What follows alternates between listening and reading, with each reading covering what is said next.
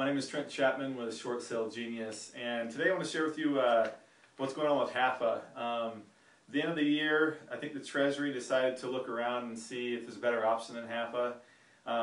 We actually predicted this back in December 2009.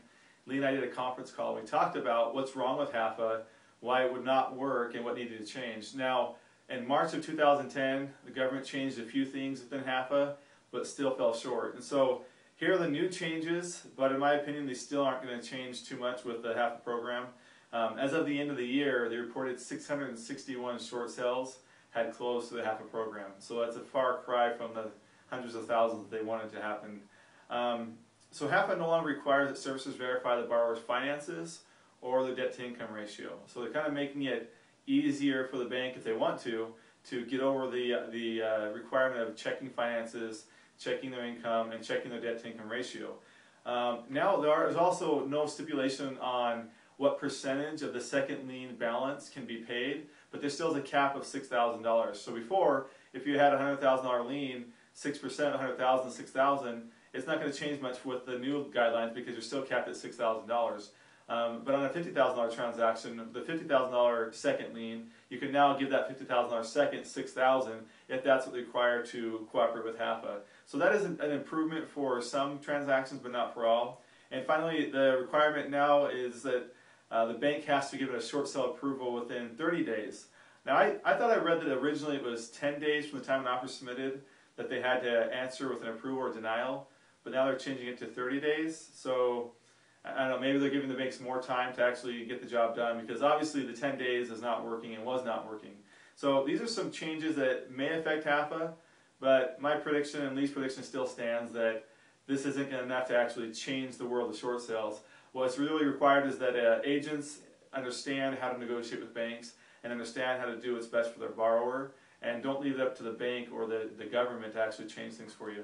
So go ahead and listen for the next 7 minutes, a quick prediction from 2009, where Lee and I discussed this program when it was initially released to the public. So I'm gonna give a recap of what the bill says, and then Lee's going to talk a little bit more about what it really means and how it applies, and I'll give you my feedback on that as well. Just kind of a quick, the cliff notes of what I saw on this and how it's going to change the world of short sales. First of all, if a bank decides to use the Making Homes Affordable program for loan mods, and the person is denied a loan mod, then the bank is required to, within 30 days, to give the seller an approved price that they can sell their house at, saying, if you guys sell it for this much, we'll do the short sale. Now, I'm not going to go into what this means. I'm just going to tell you each thing, and then we'll talk about what each of these things means. The second thing I noticed is that it says when they've done the Making Homes Affordable program and they give them a pre-approved price, and then the person lists their home and comes back with an offer, the bank has 10 days to respond to that offer, to whether they're going to accept or decline that offer. So again, that's if they're through the Making Homes Affordable program, that's the 10-day response time that they have to respond to an offer, approve or decline. Then the next thing that's key, and this is really a huge, huge, huge part of this, one which I think will make it not such a good program for banks, and most banks will elect not to use it, and that is that if the bank does a short sale using the Making Homes Affordable program, they have to release the liability, not just the lien. So that means the homeowner is free from all future liability regarding that property and those liens. Now, what does the bank get for doing this, for going along with this guideline or this new program? $1,000. $1,000, Lee, per lien. So the junior lien, if they accept $3,000 from the senior lien, they'll get an additional $1,000. From the way it reads, it might be $1,000, included in the three, but the way I read it, it's additional $1,000 to go towards the second, so they get $4,000. But if they want more than $3,000, then this doesn't qualify. They don't qualify for this program. The second lien will have to do the traditional investor guidelines or their PSA that they have with that group of loans. So when it comes down to it, you get $1,000 for participating, but in exchange for that $1,000, you're going to have to release the liability, even in states where you might have that ability to collect on that balance. So for the homeowner, it's awesome. I love this bill. It sounds incredible. I can't believe it. It's great. It's wonderful. But Lee, how many banks are going to actually take this optional program and use it? I'm going to say 3. Okay, which ones? A credit union in South Florida. No. It's probably in Arizona. It's probably in Arizona because it's a non-recourse state. Right. Nobody in California based. That's probably being a little extreme. There will be people. I'm imagining. Here's my thing. I imagine in the Midwest and where prices have been depreciated down to $5,000. That look, extra in $1,000. Detroit and Cleveland, I could see it happening in Detroit and Cleveland where you've got small credit unions. I think this really honors properties that have zero property value. It helps out in those. $1,000 is great. But here's my point. With this program, it is optional unless it's a program. Here's when it's not optional. When they're using the Making Homes Affordable Loan Mod program, then they have to roll it into this Making Homes Affordable Alternative to Foreclosure, or whatever they call it, program. So if they're doing the Making Homes Affordable Loan Mod program, if they decline that person, then they have to offer them this short sale option.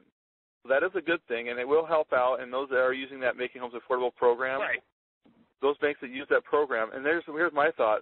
Many of the banks that have been using that program will probably get rid of that Making Homes Affordable program and go back to their own investor guidelines, because the stipulations and the benefits for them to use the government program is not enough to offset the benefits of them squeezing every dime they can out of you, me, and the seller. I agree. So that when it comes down to it, I don't expect a whole lot of change. There are so many holes in this theory.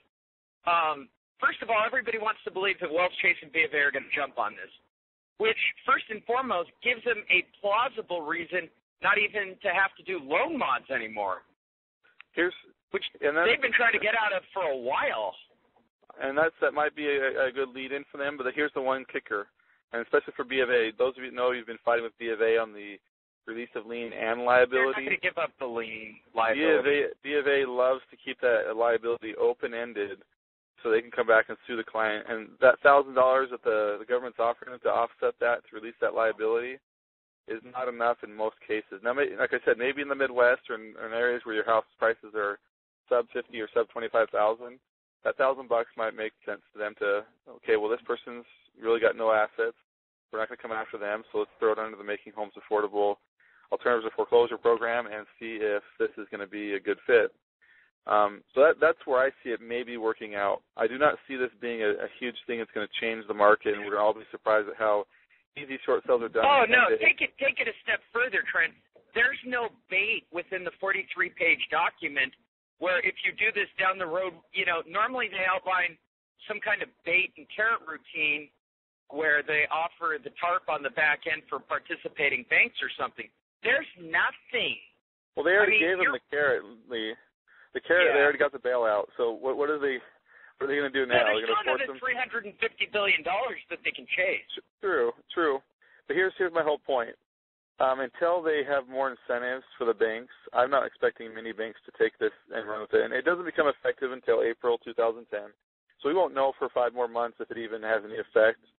It's got a lot of probably media attention right now. Small credit unions, small local banks will do this. It will happen in the Midwest. I agree with that wholeheartedly. I think it's specifically designed for places like Cleveland and Detroit where you have those negative property values, where people want to stay in their houses but they can't find a solution with a zero value. It gives them an opportunity to clear it up. There is no incentive for a major lender to do this at all. None.